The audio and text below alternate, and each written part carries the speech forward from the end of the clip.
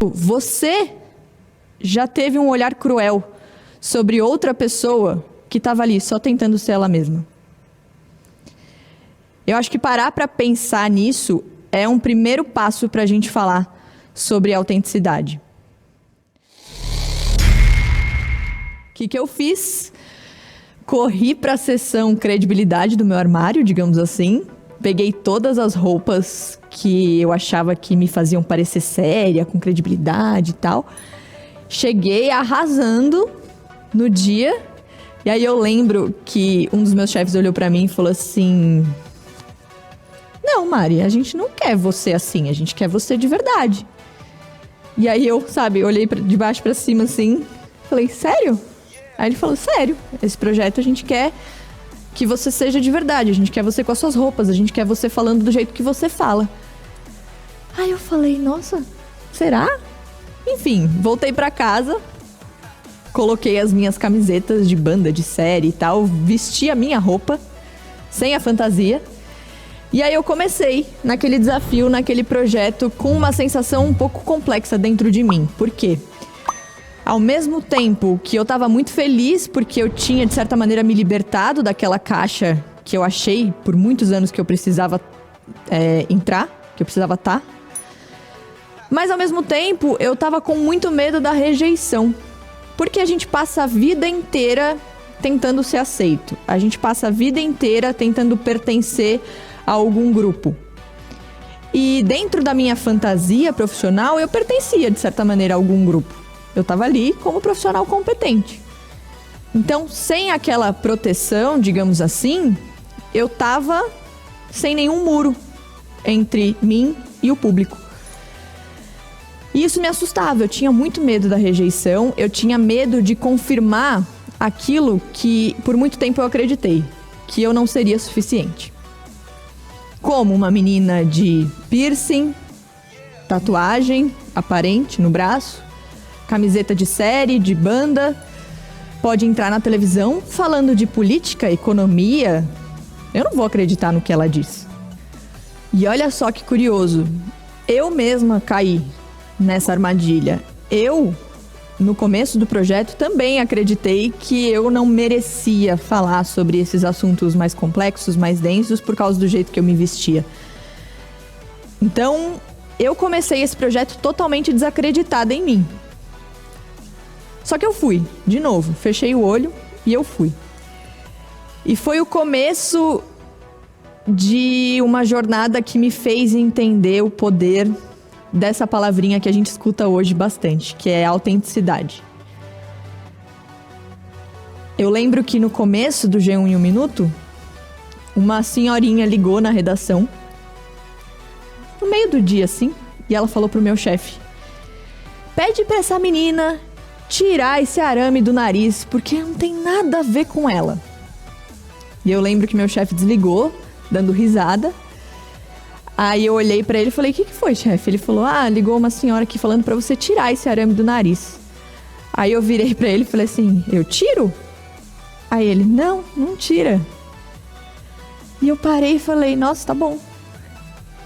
E aqui eu acho muito importante dizer o seguinte: não foi de um dia para o outro que eu simplesmente acordei e falei, quer saber, eu vou desafiar o sistema, vou contra todos os códigos, todos os obstáculos que existem, eu vou passar por tudo isso, vou colocar minha camiseta de banda, vou aparecer na televisão e o povo que lute. Não. Eu tive uma oportunidade e eu tenho total consciência da sorte que eu tive de ter pessoas no meu caminho que viram algo em mim que eu mesma não conseguia enxergar. Que viam que a Mari podia sim ser suficiente. A Mari, de verdade. E não só as pessoas com quem eu trabalhava enxergaram isso. O público também começou a enxergar o poder dessa autenticidade. Por quê? O medo que eu tinha de ser rejeitada, ele meio que ficou para trás, porque as pessoas começaram a se identificar comigo, de certa maneira. Então, nas minhas redes sociais, que, eu colocava ali fotos da minha família, do meu cachorro e tal, eu tinha, 300, 400 seguidores, esse número começou a subir. Subir. E aí as pessoas começaram a me seguir, a me mandar mensagem. E eu falei, nossa, existe um movimento aqui. Tem alguma coisa acontecendo aqui que eu não tô entendendo direito o que é. E a maioria das mensagens dizendo que se identificavam comigo, que se viam em mim. Ou mães e avós dizendo que viam as filhas e netas em mim, os filhos e netos. Alunos de jornalismo dizendo, Mari, eu quero fazer jornalismo e falei pro meu pai que eu quero fazer uma tatuagem e ele diz pra mim que eu jamais vou ser jornalista assim. Hoje eu pego a sua foto, mostro aqui pra ele e falo, ó, ela tá lá, eu também posso. Uma vez num evento, eu encontrei uma menina que disse que foi ao evento só pra conversar comigo. E aí quando ela me viu, ela pegou na minha mão e ela tremia assim, começou a chorar. Aí eu falei, o que aconteceu? Tá tudo bem? Aí ela falou, eu queria te agradecer. Aí eu falei, por quê? Aí ela falou, eu faço engenharia e eu me visto de um jeito que as pessoas questionam. As pessoas falam de como eu me visto e vendo você fazendo o que você faz, fazendo o que você faz com brilho no olho, algo que você ama, isso me dá força para resistir, para seguir em frente. E esse tipo de retorno que começou a aparecer me deu uma força absurda, assim, para continuar. Me fez entender que sim, eu poderia ser suficiente. Me fez entender que tinha valor na Mari, de verdade. E olha que curioso, a gente precisa muitas vezes que a outra pessoa valide a gente pra gente acreditar em quem a gente é. Geralmente parte do outro, né? Da pessoa olhar pra você e falar, eu gosto de você assim. Legal, continue. Se a pessoa de repente falar o contrário, você vai se questionar, vai duvidar de quem você é. Então eu continuei, eu resisti por causa de todo esse apoio que eu tive inicialmente, que foi um apoio que me fez entender o poder da autenticidade. Então, eu percebi que eu não precisava mais recorrer à seção credibilidade do meu guarda-roupa, porque a credibilidade estava em mim, não no jeito que eu me vestia. Eu podia sim ser competente, eu podia falar de política e economia, eu podia fazer tudo isso usando piercing, fazendo tatuagem e de camiseta e tênis. Isso não me fazia menos competente. Perceber isso foi muito transformador, não só para minha carreira, mas para minha vida também. Porque eu comecei a perceber como muitas vezes a gente limita a gente mesmo e limita o outro. Então alguém que tem coragem de ser de verdade, alguém que tem coragem de assumir o jeito que se veste, de falar do jeito que fala, muitas vezes a gente tem um olhar cruel sobre essa pessoa, né? E isso também significa um olhar cruel sobre a gente mesmo. Então eu percebi o poder que esse movimento da autenticidade pode ter para tudo, para as nossas relações, para a nossa profissão. Não só pra gente, para todo mundo. E eu entendi que muitas vezes a gente pode ser a barreira para o outro ser de verdade. Então, que a gente não seja essa barreira, que a gente não seja mais um obstáculo, porque já tem tanto obstáculo, né? Impedindo e dizendo pra gente que a gente não é suficiente. Então, que a gente não seja mais um obstáculo para o outro. Agora, a gente fala tanto sobre autenticidade, a gente fala tanto sobre essa coragem, esse processo que, ao mesmo tempo que é tão difícil, é tão gostoso. Por que é tão difícil fazer isso?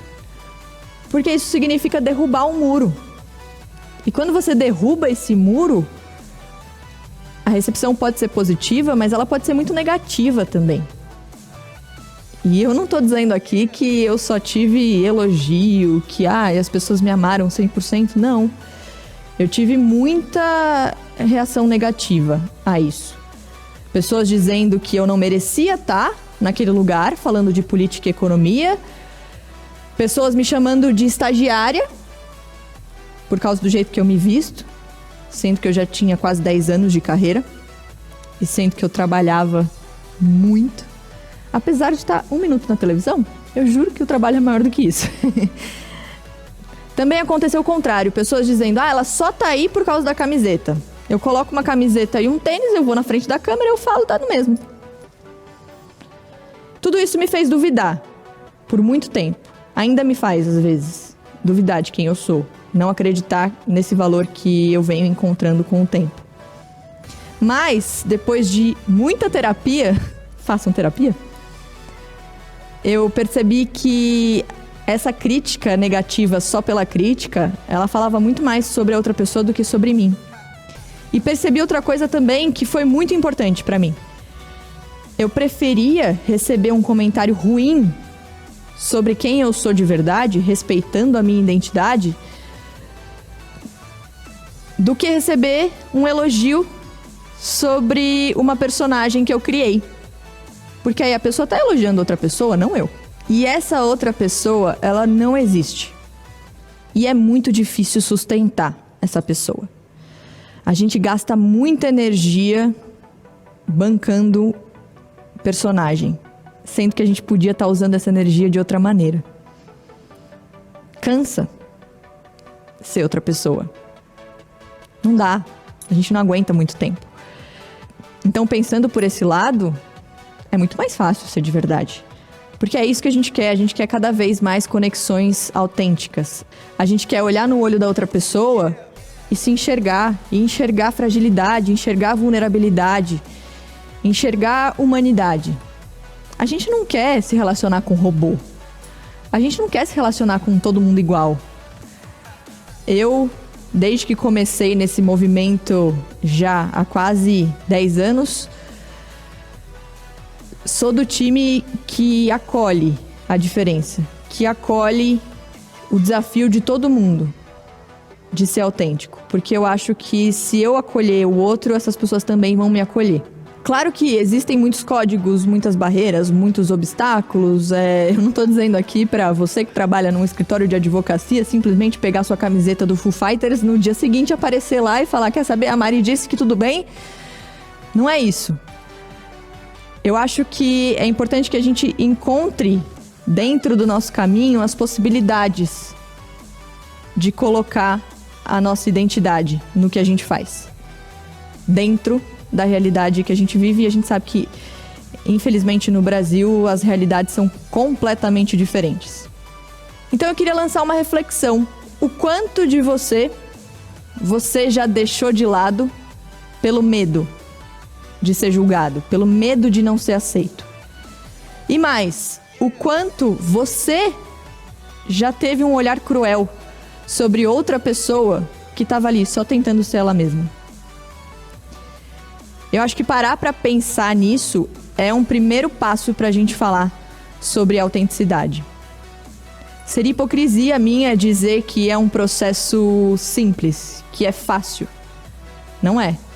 Como eu disse, eu tô nessa há mais de 10 anos e eu ainda recebo críticas negativas, eu ainda questiono quem eu sou, eu ainda tenho dúvidas sobre a minha capacidade por causa do jeito que eu me visto. Mas eu venho me fortalecendo.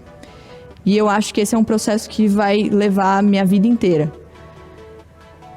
E eu digo que mesmo com essas dificuldades, mesmo com esse caminho que nem sempre é fácil, nem sempre é cheio de flores, uma hora o céu se abre.